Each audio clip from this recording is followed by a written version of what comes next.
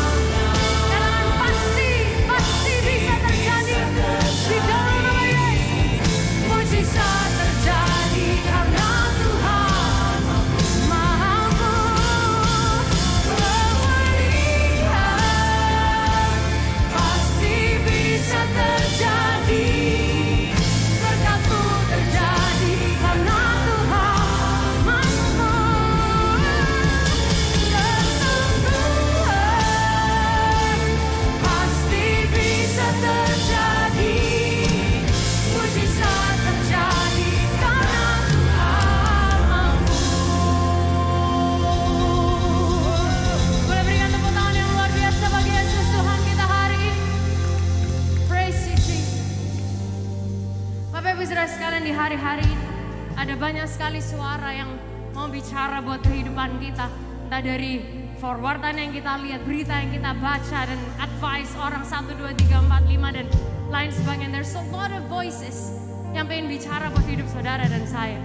Bapak Ibu Saudara sekalian, firman Tuhan yang mengingatkan, sebab Allah memberikan kepada kita bukan roh ketakutan, melainkan roh yang membangkitkan kekuatan, kasih, dan ketertiban.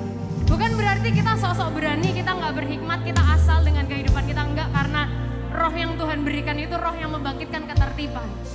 Tapi Tuhan juga tidak ingin kita hidup di bawah bayang-bayang ketakutan dan kekhawatiran dan semua kepikiran kehidupan kita.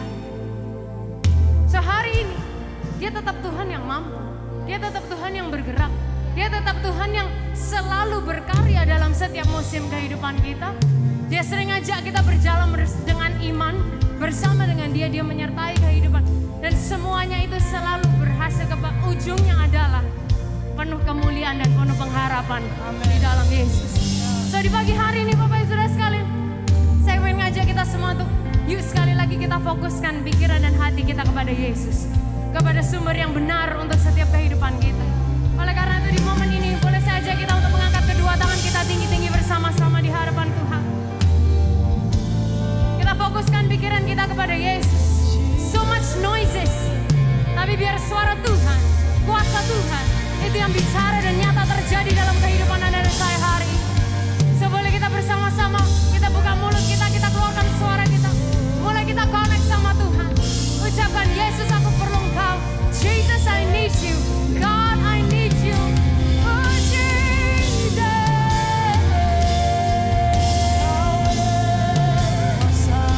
Kami perlu Yesus.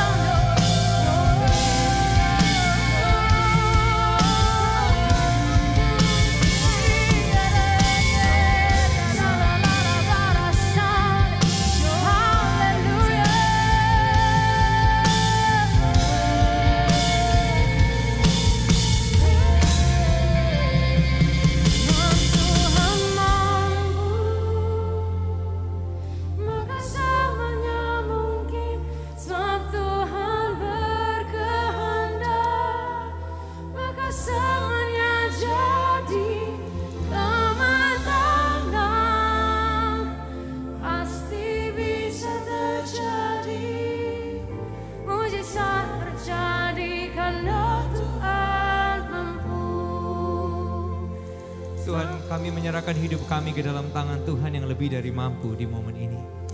Ingatkan kami tentang siapa Tuhan bagi kami. Engkau Tuhan yang enggak dibatasin ruang. Engkau Tuhan yang enggak dibatasin oleh waktu. Engkau tidak dibatasin oleh musim apapun.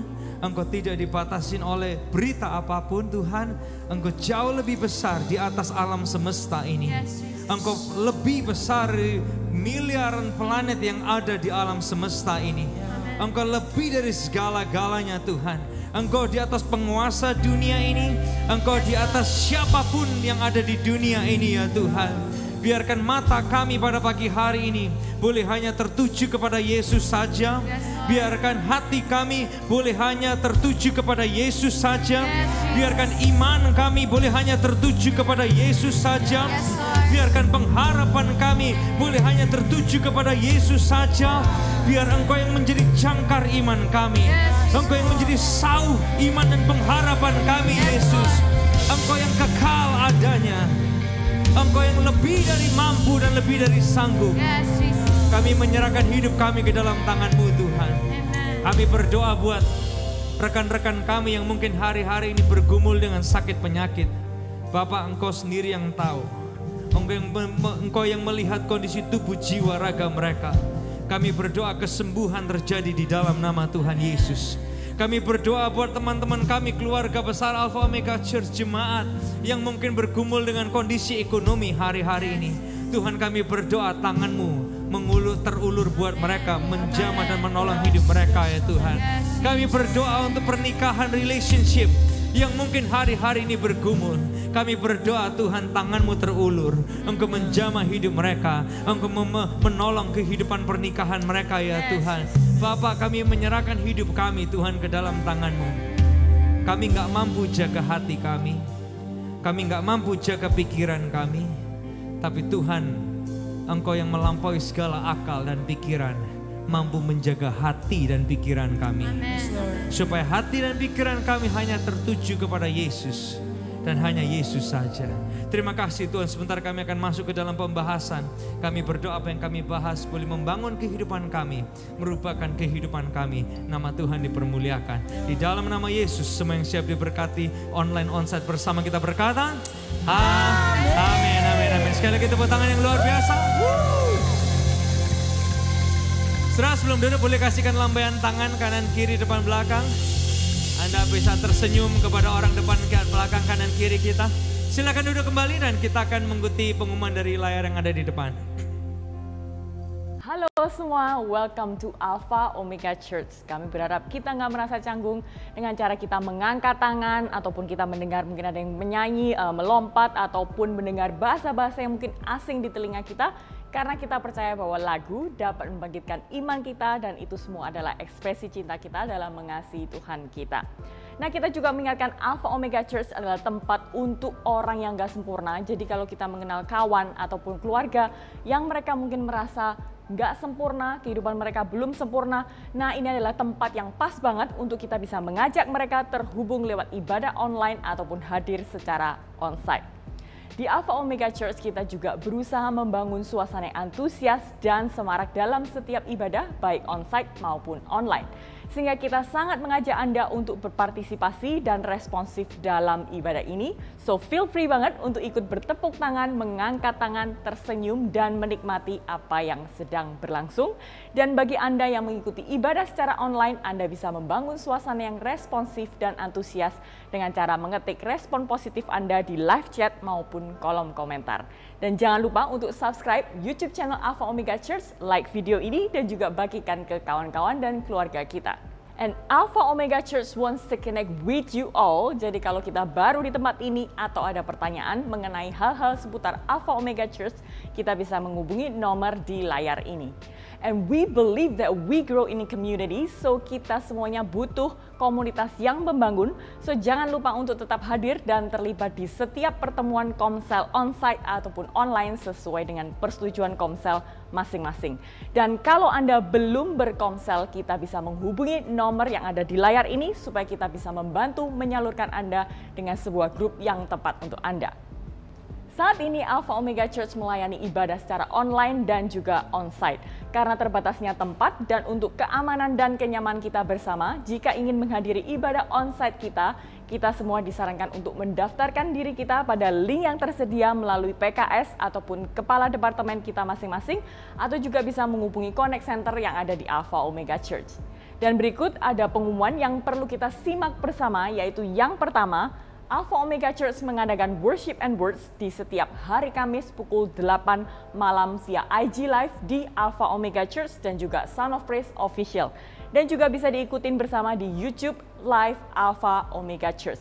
Jadi pastikan kita stay tune bersama dan ajakin kawan-kawan kita dan saudara kita. Dan pengumuman berikutnya yaitu di tanggal 13 Juli pukul 7 malam via Zoom, kita akan mengadakan acara Men's Talk bersama dan hanya untuk pria-pria, dan kita akan membahas tentang pria seksi idaman wanita. Topik yang sangat menarik, jadi jangan lupa dan jangan lewatkan untuk kita bisa mengajak saudara dan kawan kita untuk join bersama di acara ini. Dan berikutnya bagi para leaders dan juga pelayan, kita akan mengadakan team gathering di tanggal 27 Juli pukul 19.30 via Zoom. Jadi jangan lupa untuk setiap leader untuk mengikutinya bersama pukul 19.30. Enjoy the rest of the service. God bless you. Bapak Ibu Saudara sekalian, sekali lagi selamat pagi semuanya. Anda yang onsite, Anda juga yang online. Welcome to Alpha Omega Church. Selalu ngingetin ini gerejanya orang yang gak sempurna, tapi terus sama-sama kita disempurnakan dalam anugerah Tuhan. Well, ada beberapa program yang ada di depan kita, baik mulai team gathering, yang penting banget kita nyatuin visi, pandangan, hati, ya, juga budaya dan culture kita bersama-sama. Juga ada men's talk bagi para pria-pria. Kita beri judul sesuatu yang agak antik, yang agak keren, tapi isinya adalah bagaimana nanti itu akan membangun kita bersama-sama sebagai pria. Dan kita tim gembala, kalau kita diberi kesempatan bicara bukan berarti kita yang pria yang lebih baik dari Anda, enggak, sama sekali enggak. Tapi kita mau berproses bersama-sama dan menjadi lebih baik bersama-sama. Nah, pada pagi hari ini sebelum kita masuk ke pembahasan kita diberi kesempatan untuk kita dapat memberi bersama. Kalau Anda bukan Kristen atau Anda baru dalam kekristenan atau Anda kebetulan visit di gereja ini, Anda tanya apa persembahan? Persembahan adalah momen di mana kita memberi keuangan kita untuk support visi dan misi gereja ini. Nah, sebelum kita memberi, saya ingin mengajak kita membaca satu ayat yang akan terus memurnikan hati kita, khususnya dalam area memberi, yaitu dari Ibrani pasal 13 ayat yang ke-16. Boleh kita baca bersama-sama, 2, 3. Dan janganlah kamu lupa berbuat baik dan memberi bantuan, sebab korban-korban yang demikianlah yang berkenan kepada Allah. Nah, Bapak Ibu Saudara sekalian, perikop Ibrani 13 ini berisi tentang doa dan nasihat. Nah, salah satu nasihat dari penulis Ibrani adalah dia mengingatkan jangan lupa do good, help people. Sebab korban yang demikian yang berkenan kepada Allah. Why? Karena gini, kita bisa berkorban, perhatikan ini. Karena Tuhan udah lebih dulu berkorban buat kita. Yang setuju dengan saya boleh katakan yes. Ya, kita bisa berkorban karena apa? Tuhan lebih dulu berkorban buat kita.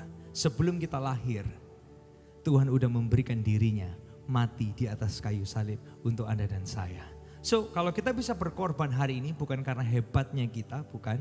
Tapi karena Tuhan udah lebih dulu berkorban bagi kita semua. Anda siap memberi pada pagi hari ini? Boleh kita berdoa bersama. Tuhan, thank you buat momen ini, pagi hari ini. Thank you buat kami boleh merasakan Tuhan gak jauh dari kami. Thank you buat lagu dan lirik yang membangkitkan iman dan pengharapan kami. Dan pagi hari inilah persembahan kami Tuhan. Kami berdoa Engkau menerima ini ya Tuhan. Di dalam nama Yesus kami berdoa. Amin.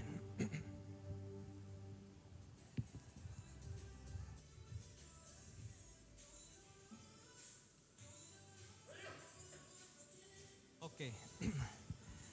Well, langsung aja kita masuk ke pembahasan kita hari ini. Dan sekali lagi selalu kita ulang-ulang di mimbar ini, welcome. Khususnya buat Anda yang baru atau bukan Kristen sekalipun, ini gerejanya orang berdosa yang terus sama-sama kita diperbaiki dan diubahkan. Nah, hari ini Bapak Ibu Saudara sekalian, kita ada di bagian yang terakhir dari serial kita Bilioner selama 1 bulan ini, di mana kita membahas bagaimana kita bisa terbantu oleh firman Tuhan tentang bagaimana mendapat dan juga mengelola dan juga menggunakan. Nah, hari ini Bapak Ibu Saudara sekalian, pembahasan hari ini kita beri judul tentang habisin duit yuk. Siapa yang pinter ngabisin duit Bapak Ibu Saudara sekalian? Ya, jujur aja saya orang yang juga sering ngabisin duit. Minggu yang pertama kita ngebahas dari serial Bilioner kita ini tentang who owns you. Siapa yang memiliki hati kita? Karena kita cuma bisa melayani antara Tuhan atau the spirit of Mammon. Nah, minggu yang kedua kita membahas bagaimana kita bisa mendapat. Nah, kemudian di minggu yang ketiga kita membahas tentang bagaimana mengelola. Kalau Anda kelewatan bagian pertama, kedua, ketiga, Anda bisa ke YouTube kita dan Anda bisa melihat pembahasan-pembahasan sebelumnya. Nah, hari ini ketika kita membahas tentang ngabisin duit, kita sedang ngebahas tentang bagaimana kita menggunakan atau spending keuangan yang Tuhan titipkan dalam hidup kita. Nah, Amsal pasal yang ke-21 ayat yang ke-5, kita akan mulai dari ini. Ini pesan nasihat hikmat Amsal. Dari ayat pasal yang ke-21 ayat yang ke-5 boleh kita baca bersama-sama ya. 2-3. Rancangan orang rajin semata-mata mendatangkan kelimpahan. Tetapi setiap orang yang tergesa-gesa hanya akan mengalami kekurangan. Nah, kenapa kita ngebahas ini Bapak Ibu Saudara sekalian? Karena kita sedang ngebahas ini bagaimana menghamburkan atau menghabiskan atau istilahnya itu bahasa halusnya menggunakan uang kita. Nah, di Alpha Omega Church dalam 7-8 tahun terakhir ini setiap kali serial bilioner kita diajak melihat bagaimana kita spend keuangan kita, menggunakan keuangan kita in the Bible way. Dalam cara Alkitab. Bukan dalam cara saya, bukan anjuran saya pun ikut dalam cara Alkitab. Nah, bertahun-tahun kita selalu mengajak kita, mengingatkan kita ketika kita terima keuangan kita. Ya, yang harus kita lakukan yang pertama, according to the Bible, melalui Alkitab adalah ingat Tuhan dulu. God first. Kemudian kita save and invest, baru kita gunakan spend untuk kebutuhan ataupun juga keinginan kita. Nah Bapak Ibu Saudara sekalian, seringkali kita 7 tahun, 8 tahun, banyak mungkin di antara kita yang masih terbalik. Kita spend, udah mentok, bahkan udah berlebih dari yang kita terima.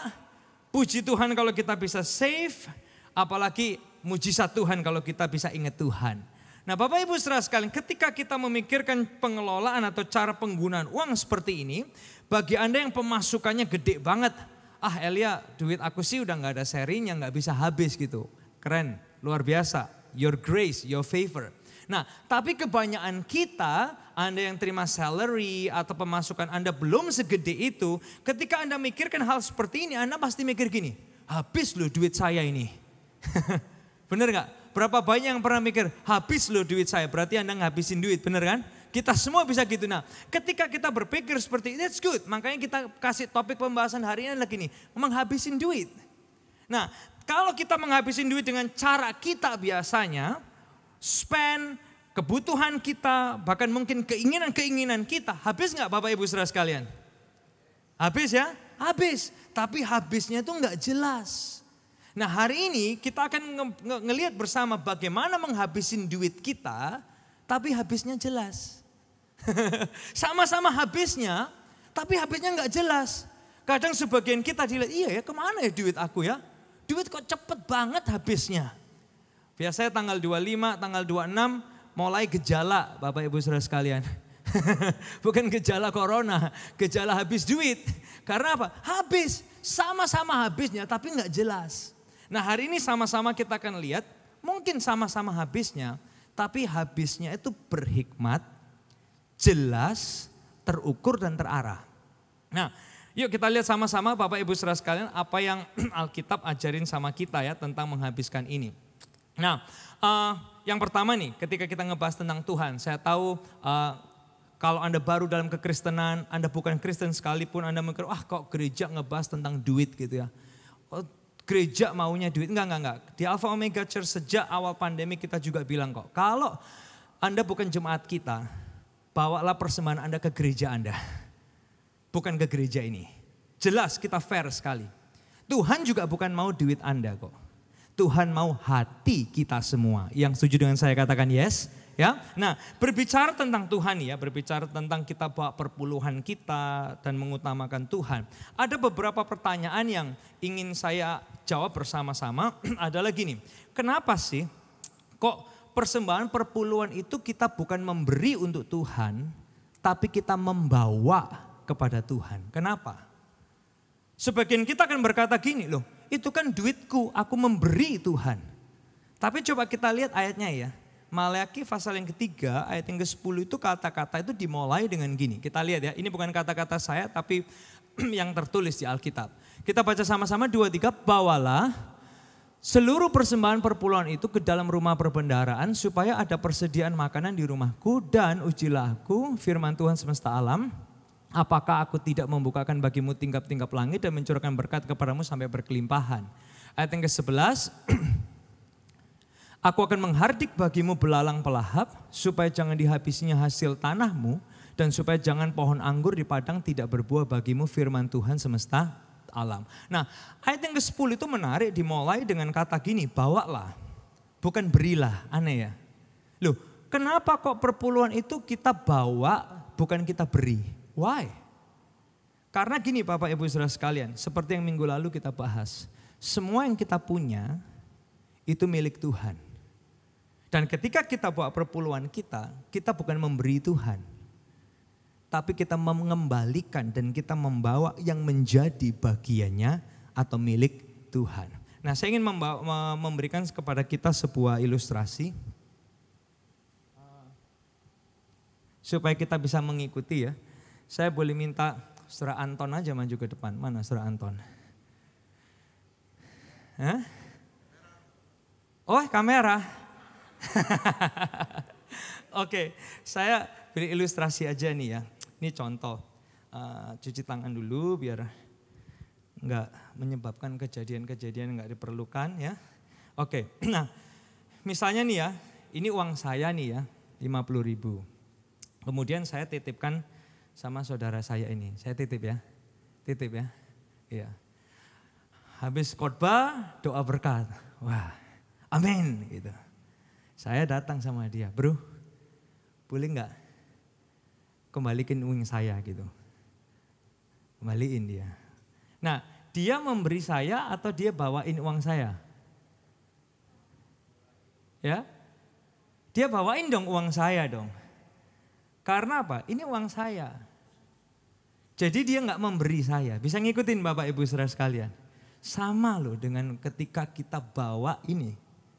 Kalau Anda tanya kenapa membawa bukan memberi, karena apa? Itu punyanya Tuhan. Kita kembaliin, kita bawa. Bisa ngikutin Bapak Ibu Saudara sekalian? Kalau ini kamu diberi dari gereja. Bukan karena duit saya banyak, itu dari gereja, buat berkatnya buat dia. Nah, bisa ngikutin Bapak Ibu Saudara sekalian. Dan ketika kita melakukan itu, kita sedang berkata gini, Tuhan, aku itu gak bisa kok jaga seluruh aspek hidupku. Hanya Tuhan yang bisa jaga seluruh aspek hidupku.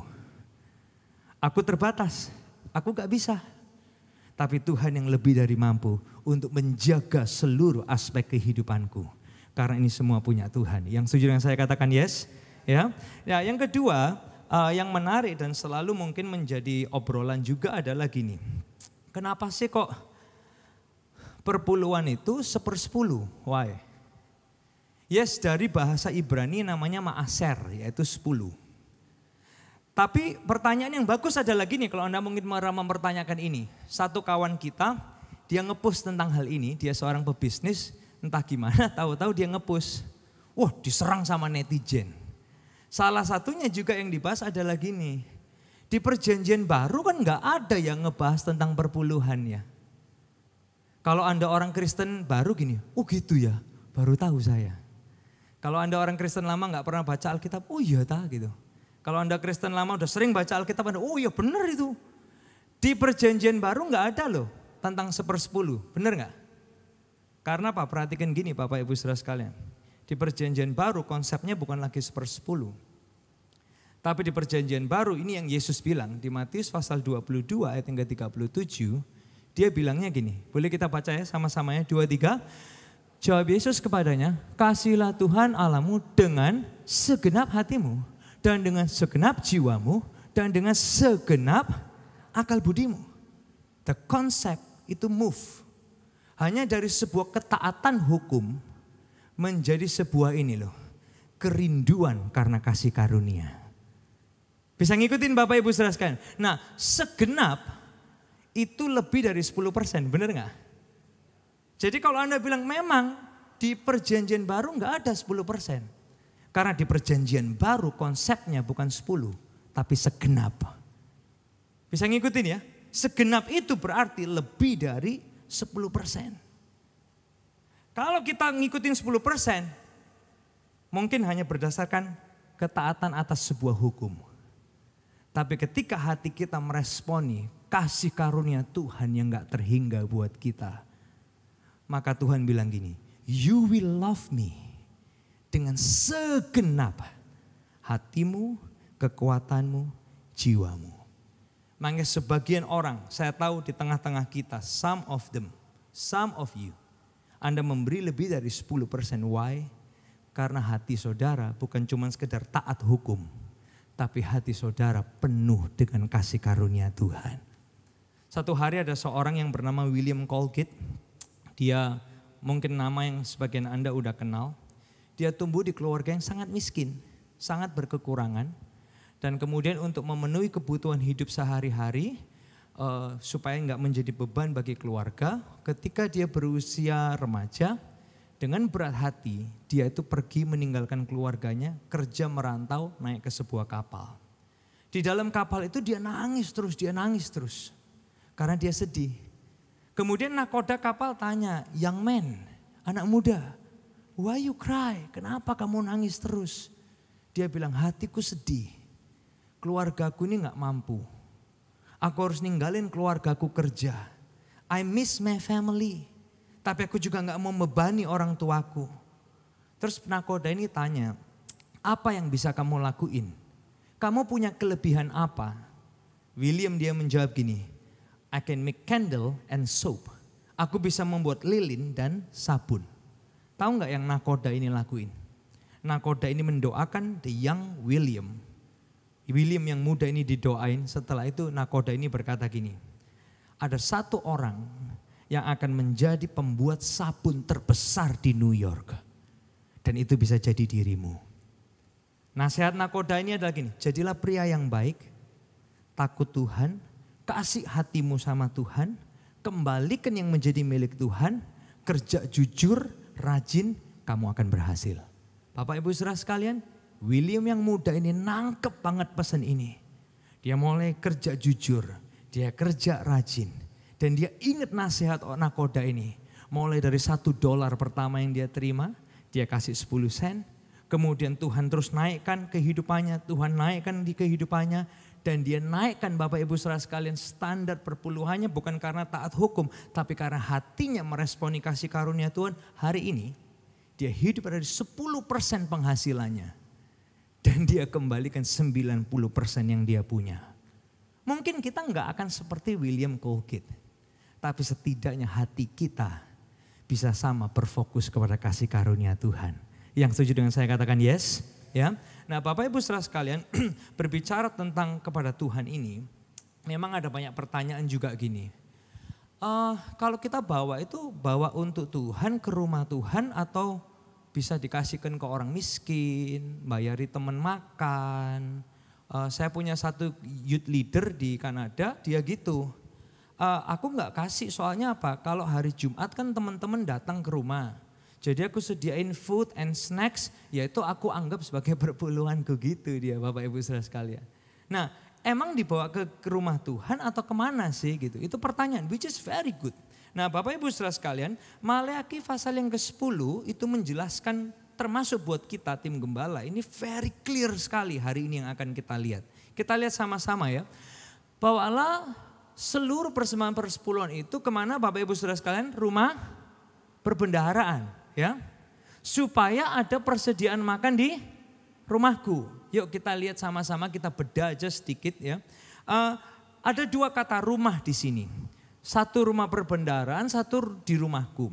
Nah 2 kata rumah ini di dalam bahasa Ibrani itu pakai satu kata yang sama yaitu bayit. Bayit itu artinya apa Elia?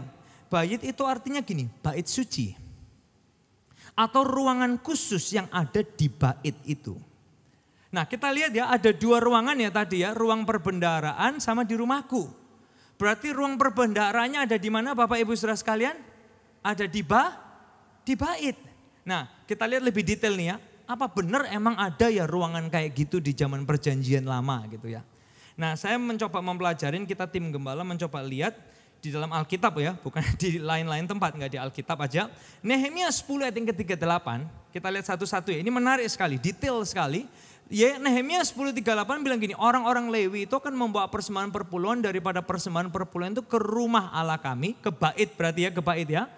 Ke bilik-bilik rumah perbendaharaan. Bisa ngikutin ya? Jadi di bait suci itu ada yang namanya bilik-bilik rumah perbendaharaan. Nah di zaman itu disebut ini Asupim. Ruangan Asupim, yaitu bilik perbendaharaan atau gudang perbendaharaan. Nah 1 Tawari 26 ayat yang ke-17 juga ngejelasin hal ini Bapak Ibu Saudara sekalian. 1 Tawari 26 ayat yang ke-17, kalau Anda bawa study Bible Anda bisa buka langsung search ke bahasa aslinya. Ini semua keluar yang saya terangkan ini. Nah di sebelah timur ada 6 orang setiap hari. Sebelah utara ada 4 orang tiap hari, jadi gantian jaga dia. Di sebelah selatan ada 4 orang tiap hari, tetapi loh ini ada gudang perlengkapan nih. Yaitu gudang perbendaharaan yang disebut oleh Nehemia. Gitu, dijaga selalu ada 2 orang. Di zaman itu the same room namanya apa? Asupim. Gudang perbendaharaan itu ada di mana? Ada di bait sucinya Tuhan. Saya masih kurang yakin Elia, yuk kita lebih clear lagi. Nehemia 12 ayat 25. Kita lihat ya. Kan tadi ada yang jaga ya. Setiap gerbang ada yang jaga, termasuk di area Asupim ini, gudang ini ada yang jaga. Siapa aja yang jaga? Nehemia 12 ayat 25, supaya saudara gak hanya percaya saya, coba baca sendiri ayat sebelumnya dan sesudahnya ya, supaya Anda clear. Nah ayat yang ke-25, ada yang namanya matanya. Kalau Anda bilang matanya, itu matanya berarti orang Ibrani. Bakbuya, Obaja, Mesulam, Talmon, dan Akub adalah ini penunggu-penunggu pintu gerbang yang mengadakan penjagaan di gudang-gudang perlengkapan. Di Asupim.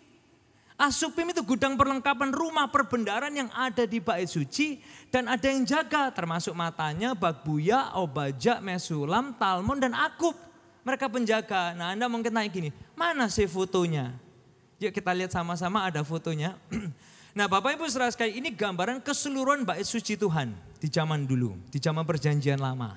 Nah Anda kalau mau tahu yang dijaga oleh matanya tadi, oleh Salmon tadi, oleh siapapun itu nama-nama yang aneh, itu ada di situ Asupim, gerbang Asupim.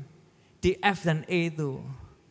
Ini loh gerbang Asupim di mana penjaga menjaga akses menuju kepada apa? Gudang perbendaharaan. Di mana lokasinya Bapak Ibu Saudara sekalian? Ini semua terlokasi di bait suci Tuhan. Nah jadi Maleakhi pasal 3 itu simple, jelas, clear. Hari ini ngasih tahu kita persembahan persepuluhan dibawa ke dalam rumah perbendaharaan Asupim. Supaya ada persediaan makanan di bait suci Tuhan. Simple. Jadi bait suci ya konotasinya ya bukan panti jompo, bukan panti yayasan Werda dan lain sebagainya, yatim piatu bukan. Sehingga kita nggak salah menempatkan atau membawa dan mengembalikan yang menjadi bagian Tuhan. Itu simpel aja, kalau ada pertanyaan seputar itu yang ini yang kita jawab hari ini. Nah kemudian setelah urusan Tuhan ya, kemudian kita ngebahas tentang save and invest nih. Emang Tuhan ngajarin nggak sih tentang investasi, tentang saving? Yes. Di Alkitab kita, di Kejadian pasal 41 ayat 46 sampai 49, ini cerita dari cerita Yusuf. Di mana kita bisa belajar konsep ini, saving and investing. Kita lihat ya sama-sama ya saudara ya. Yusuf berumur 30 tahun ketika ia menghadap Firaun, raja Mesir itu. Maka pergilah Yusuf dari depan Firaun, lalu dikelilinginya seluruh Mesir dikelilingi. Ini Mesir, it's a nation. Not a city, Bapak Ibu Saudara sekalian. It's a nation. Nah tanah itu mengeluarkan hasil bertumpuk-tumpuk dalam ke-7 tahun kelimpahan itu. Maka Yusuf mengumpulkan segala bahan makanan ke-7 tahun kelimpahan yang ada di tanah Mesir. Lalu disimpannya di mana? Di kota-kota. Ini menarik. Hasil daerah sekitar tiap-tiap kota disimpan di dalam kota itu. Demikianlah Yusuf menimbun gandum seperti pasir di laut, sangat banyak sehingga orang berhenti menghitungnya karena apa? Memang tidak terhitung. Waktu kita baca ayat ini mungkin sebagian kita gitu, kapan ya Elia yo? Kita ini sangat banyak sampai nggak bisa dihitung, harus ditimbang seperti ceritanya El Capo di minggu yang pertama gitu ya. Nah tapi intinya dari ayat ini bukan itunya Bapak Ibu saya. Intinya adalah bagaimana kita belajar dari Yusuf. Yang pertama gini. He's investing. Segala bahan makanan di 7 tahun kelimpahan itu. Ini yang dia lakuin. Investing and saving sebanyak mungkin. Nah sebagai Anda mungkin gini, iya Elia sudah tahu lah kayak gitu gampang. Tapi prakteknya tuh gak gampang Bapak Ibu Saudara sekalian. Coba ini kita ya yang menjalani kehidupan kita sehari-hari. Mudah nggak? Begitu lihat penghasilan naik ya, income bertambah, omsetnya mungkin tambah gede. Waktu kita lihat pemasukan gede, nggak jarang, sorry ngomong ya, termasuk saya mungkin. Kita itu langsung mikirnya gini, lifestyle kita juga ikut gede, bener nggak? Waktu pemasukannya gede, kita itu nggak mikir kayak investing yang gede. Tapi seringkali kadang waktu pemasukannya gede, lifestyle-nya juga gede, bebannya juga makin gede, kreditnya juga makin gede. Sebagian kita akan ngomong, ya I deserve it lah. I work so hard. This is the time for us. Tapi cerita Yusuf ngingetin kita di masa baik sekalipun, pikirin tentang tabungan jangka panjang. Investing in a long term. Punya investasi jangka panjang. Termasuk ini, saving and investing untuk hal yang jauh di depan kehidupan kita. Nah, untuk pembahasan serial Billionaire ini, jujur aja kita juga banyak dengar tentang dari banyak financial guru yang Kristen ya tentunya, yang juga orang lahir baru dan lain sebagainya. Salah satunya adalah Dave Ramsey. Bagaimana dia juga ngajarin tentang investing jangka panjang, penting banget. Dan dia bahkan kasih contoh-contoh, ini loh yang bisa kamu lakuin. Invest di mutual fund, ini loh, invest di ini, itu, dan lain sebagainya, dan lain sebagainya. Menurut saya gini, very aplikatif, very detail, and very clear. Dia juga ngeluarin, ini yang jangan, ini yang jangan, ini yang gak perlu, ini dan lain sebagainya gitu. Yang which is pasti ada banyak pro kontra di tengah-tengah kita ketika kita ngebahas tentang hal itu. Nah kemudian dia gini juga, Yusuf yang dia lakuin adalah gini, disimpannya di kota-kota. Disimpannya di kota-kota. Apa maksudnya ketika Yusuf melakukan ini? Ini yang sering kali kita dengar kalau Anda sering ikut seminar investasi adalah gini, don't put all your eggs in one basket. Kita nggak mungkin taruh telur kita, semua telur kita di satu keranjang. Karena begitu keranjangnya jatuh, semua pecah, nangis kita, nggak bisa makan telur. Nah tapi Bapak Ibu Saudara sekalian, ketika Yusuf ngelakuin ini ngasih kita gini, oh he invest here, he invest there. Dia invest di area ini, di lain dan sebagainya. Termasuk nih ya, kalau kita belajar dari financial guru yang Kristen sekalipun dia akan ngajar gini. Kalau main saham katanya gini, jangan cuma main di satu aja. Tapi main di beberapa tempat supaya apa? Ketika satu hancur, masih ada tempat-tempat lain, basket-basket lain yang bisa dimaksimalkan. Nah ini juga pertanyaan yang sering muncul ya. Di tengah-tengah kita juga mungkin di kalangan orang Kristen terhadap pendeta juga tanyanya gini kadang. Loh tapi invest itu gak gambling ya? Bukan kayak judi gitu ya? Benar ya Bapak Ibu Saudara, sebagai Anda mungkin mempertanyakan hal itu. Itu pertanyaan yang bagus banget. Apakah itu gak kayak judi ya, investing itu? Nah kalau kita lihat dari apa yang Yusuf lakuin, dia ngumpulin gitu. Isn't it gambling Yusuf, kamu ngumpulin sebanyak kayak gitu sampai gak kehitung loh. Itu nanti kalau rusak semua kayak apa itu? Itu kalau busuk apa enggak sayang-sayang gitu. Pasti di momen Yusuf itu ada banyak pro dan kontra Bapak Ibu Saudara sekalian. Ada orang yang mikir long term investment, ada yang mikir short term investment, ada yang setuju, ada yang enggak setuju dengan Yusuf. Pasti banyak berantemnya di momen itu. Sama halnya kita juga tanya gitu loh, itu kalau investasi itu apa enggak kayak gambling ya. Nah Bapak Ibu Saudara sekalian belajar dari Yusuf ini, kita bisa ambil pembelajaran gini. Ada bedanya antara ini, orang yang berbisnis menginvestasikan ya, dan juga berjudi. Malah kalau bisa dibilang ada gini, ada penjudi yang berpikir bisnis, tapi ada pebisnis yang berpikir judi. Loh maksudnya gimana toh Eli? Maksudnya adalah gini, gambling itu ketika kita gini, punya 5 mina, pakai bahasa mina aja ya, bahasa gereja ya, bahasa rohani ya. Jadi kan seperti di gereja gitu. Nah dia punya 5 mina, dia mau invest gitu kan. Kalau orang gambling gini, semuanya diinvestin. Dalam nama Yesus, darah Yesus, darah Yesus. Haleluya gitu. Wah ketika gak jadi apa? Hancur dia udah, hancur-hancuran. Gak ada gitu, habis. Itu namanya gambling. Tapi kalau dia gini, dia berpikir investing, smart businessman, dia punya 5 mina, dia mainin 2. Dia main 2 mungkin jadi 3, berarti dia punya 6 kan? Dari 3 dia mainin mungkin jadi 2 lagi, berarti dia punya 8 kan Bapak Ibu saya. Akumulatif kan? Nah akhirnya apa? Dia jadi apa? Orang yang gak gambling, tapi dia investing and multiplying. Sama ada penjudi yang berpikirnya bisnis loh. Dia punya duit 1 M. Nggak ngapa-ngapain, nganggur gitu misalnya gitu kan. Dia mau ke tempat judi, let's make money. Dia bawa 20 juta gitu. 20 juta kan nggak ada artinya mungkin buat dia ya. Dengan 1 M yang dia punya. Dan dia main habis ya habis, kalau jadi duit ya it's good, why not.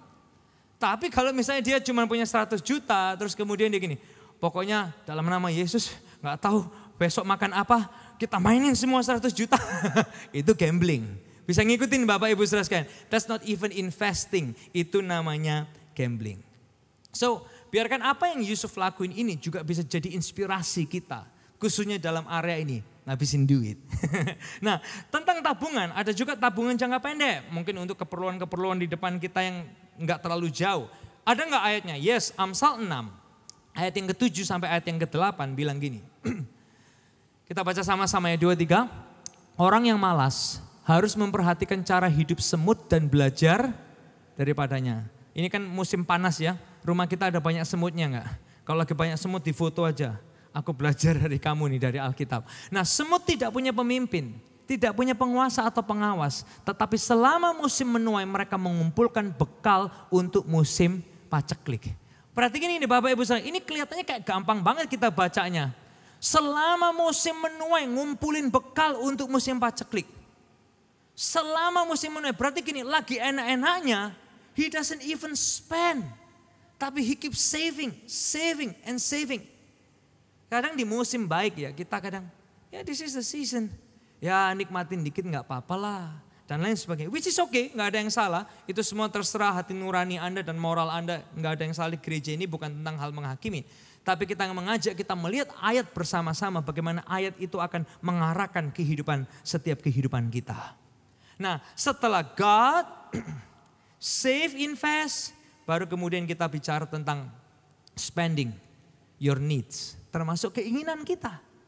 Keinginan-keinginan Anda, aduh lihat ini kok seneng ya, lihat ini ya kepingin ya, dan lain sebagainya. Nah Bapak Ibu Saudara sekalian, ketika kita lihat ini dan kita lakuin ini, kalau Anda adalah orang yang mungkin salary dan pemasok Anda mungkin belum segede yang lain mungkin. Habis gak sih? Habis Bapak Ibu Saudara sekalian.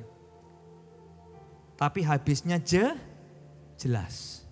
Dibanding ketika kita spending, habisnya gak jelas. Kita sendiri yang bingung lihat ke belakang loh gak punya ini, belum persiapan ini dan lain sebagainya. Sama-sama habis, makanya hari ini diberi judul apa? Ayo habisin duit. Tapi dengan cara Alkitab yang benar. Habisin duit, tapi dengan cara yang benar. Nah, sebelum mengakhiri pembahasan ini ada pertanyaan gini. Orang Kristen boleh utang gak sih? Boleh utang gak? Itu pertanyaan yang sering kadang ditanyain. Orang Kristen boleh hutang gak sih? Sebenarnya gini, utang, kenapa Tuhan tuh sebenarnya gak mau kita hutang? Karena gini, dengan berhutang kita tuh diperbudak. Ayatnya di mana? Amsal 22 ayat 7. Amsal 22 ayat 7. Orang kaya menguasai orang miskin, yang berhutang menjadi budak dari yang menghutangi.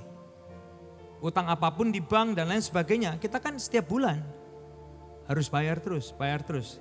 Nah, tujuan Tuhan adalah justru Dia mati buat kita supaya apa? We are set free. Kita tuh dimerdekakan, kita dibebaskan. Ya tapi Elia kan dalam kehidupan ini, yes benar banget. Makanya kita bisa kategorikan gini, hutang yang baik dan hutang yang gak baik. Hutang yang baik yang gimana? Yang bisa investing, yang bisa growing. Sebagian Anda gini, untuk cicilan rumah it's good. Karena apa? In the end of your payment, harga rumah Anda udah naik berkali-kali lipat. Aku butuh kendaraan, why not? Anda mungkin cicilin, termasuk kan kredit, hutang dan lain sebagainya. Tapi Anda juga mikir mobil apa ya yang turunnya gak jauh banget. Yang depresiasinya gak hancur banget gitu. Kecuali ya Anda udah berlebih-lebih dan lain sebagainya. I want, I like, it's okay. Gak masalah. Bisa ngikutin Bapak Ibu Saudara sekalian. Sekali lagi pastiin dengan hikmat. Kita hitung benar-benar. Bisa bayar tepat waktu. Yang paling penting dengan hutang adalah apa? Bisa bayar. Dan ada ruang untuk kebutuhan kita dan kita bisa jadi berkat tetap. Ada orang yang udah pol-polan sampai jadi berkat aja gak bisa gitu. Nah hutang yang gak baik adalah ya ini. Yang udah gak bisa tapi dipaksain. Satu belum selesai, udah buka yang lain, kebutuhan udah mepet-mepet, tuh ketekan, gali lubang tutup lubang terus, akhirnya hancur-hancuran. Nah bicara tentang hutang, pertanyaannya adalah gini sih, why? Apa tujuannya? Kenapa sih tujuannya utang apa sih? Sebagian orang karena Anda tahu, you will have a good investment. Itu akan jadi perputaran yang sangat baik bagi perusahaan, bagi pekerjaan, why not? Tapi sekali lagi pertanyaan, kenapa sih utang? Tujuannya apa? Karena ada bedanya, kaya dan diberkati. Bisa ngikutin ya, itu yang minggu lalu dibahas. Kalau tujuannya hanya supaya kelihatan kaya, aduh mampuslah kamu. Makin serakah, makin egois, gak pernah cukup, gak bersyukur. Baru pegang mobil baru, cicilan masih kedua. Lihat loh, dia udah pakai yang lebih bagus. Tuhan tak jual aja, mari tak nyicil lagi, padahal udah hancur-hancuran. Itu mah kita udah makin serakah, udah gak pernah cukup, gak bersyukur, gak bertujuan, gak God-centered. Ya otomatis di rumah pernikahannya banyak argumen karena apa? Tekanan duitnya. Akhirnya keluarganya gak merasakan sukacita, gak merasakan damai, gak merasakan damai sejahtera. Karena apa? Kalau kaya is just money. Tapi tujuannya apa sih? Kalau diberkati beda. Diberkati kita ingat jadi berkat, tahu jadi berkat. Hidup jadi bersyukur, menikmati yang Tuhan titipkan, yang Tuhan izinkan. God-centered. Ketika God-centered apa yang terjadi?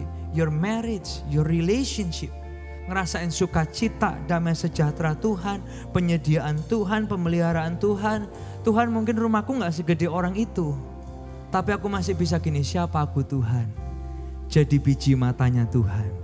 Aku gak mampu tapi dimampuin. Aku gak layak tapi dilayain. Hati kita enjoying the relationship with God banget. Karena apa bedanya kalau kaya is just money. Tapi blessed is more than money. Saudara diberkati hari ini. Oh berikan tepuk tangan yang luar biasa buat Tuhan kita. Saudara, tujuan kita ngebahas ini sekali lagi bukan untuk trik Anda mau uang dan lain-lain. No, bukan itu. Tujuan kita supaya apa? Kita semua hidup benar dalam area keuangan, termasuk kita tim gembala. Doakan kita semua tim gembala supaya kita berhikmat mengelola, menggunakan seperti yang Tuhan ajarkan. Nah Bapak Ibu jelaskan kalau saya boleh rangkum yang Yesus lakukan buat kita dalam konsep ini. Siapa ya saudara ya? This is powerful. Sebelum kita ngerti 1/10, Anda yang online boleh perhatikan ini. Sebelum kita ngerti 1/10, Yesus udah berikan seluruh hidupnya dan nyawanya mati di atas kayu salib untuk ngampuni dosa saudara dan saya. Oh yang percaya ini berikan tepuk tangan yang luar biasa buat Tuhan. Come on, that's your God. Sebelum kita ngerti kasih 10%, He give segenap hidupnya buat Anda dan saya. Hanya hati yang ngerti itu bisa merespon Tuhan dengan segenap. Yang kedua, sebelum kita ngerti saving and investing, apa sih yang Yesus lakuin? Dia sediakan rumah di sorga buat Anda dan saya. Satu hari kelak kita kembali ke sorga mulia, saudara sudah punya tempat. He knows the best for you. Bapak Ibu saudara sekalian, ketika mungkin kita masih sering ada di level spending, menggunakan keinginan, kebutuhan dan lain sebagainya. Tahu gak sih Tuhan buat kita apa?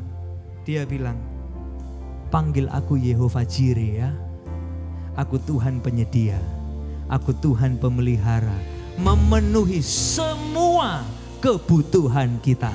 Saudara bersyukur punya Tuhan yang luar biasa. Oh berikan tepuk tangan yang luar biasa buat Tuhan kita. Boleh saya undang kita bangkit berdiri bersama-sama. Boleh nyanyikan ini dari hati kita. Tuhan kau anugerah terindah. Yesus kau anugerah terindah dalam hidupku. Kau sungguh berarti di setiap jalanku. Anugerahmu selalu mempesonaku. Yesus, Yesus kau terbaik. Apakah dia termanis? Come on. Yeah. Di dalam hidupku. Yesus kau anugerah terindah dalam hidupku. Ya Tuhan, Kau sungguh berarti di setiap jalanku, dan anugerah-Mu selalu mempesonaku. Sebab Yesus, Yesus Kau terbaik, Kau terbaik di dalam hidupku. Sekali lagi, kalau Dia yang terbaik, come on. terindah dalam hidupku. Kau sungguh berarti di setiap jalanku, dan anugerah-Mu selalu mempesonaku. Yesus Kau terbaik, Yesus Kau termanis di dalam hidupku, dan anugerah-Mu selalu mempesonaku. Yesus Kau terbaik, Yesus Kau termanis di dalam hidupku. Anugerah-Mu dan anugerah-Mu selalu mempesonaku. Yesus Kau terbaik, Yesus Kau termanis di dalam hidupku. Oh, kalau Dia yang terbaik, berikan tepuk tangan yang luar biasa pagi hari ini.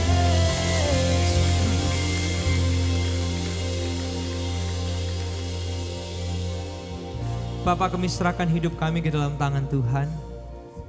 Engkau tahu yang terbaik buat kami.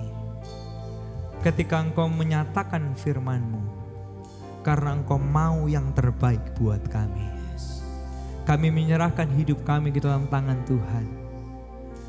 Seluruh aspek hidup kami, termasuk keuangan kami, seluruh keluarga besar Alpha Omega Church, kami semua, kami boleh terus dituntun Tuhan.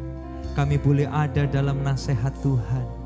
Kami boleh terus mengikuti rencana Tuhan yang lebih baik dari yang kami bisa. Tiba saatnya kami kembali ke tempat kami masing-masing ya Tuhan.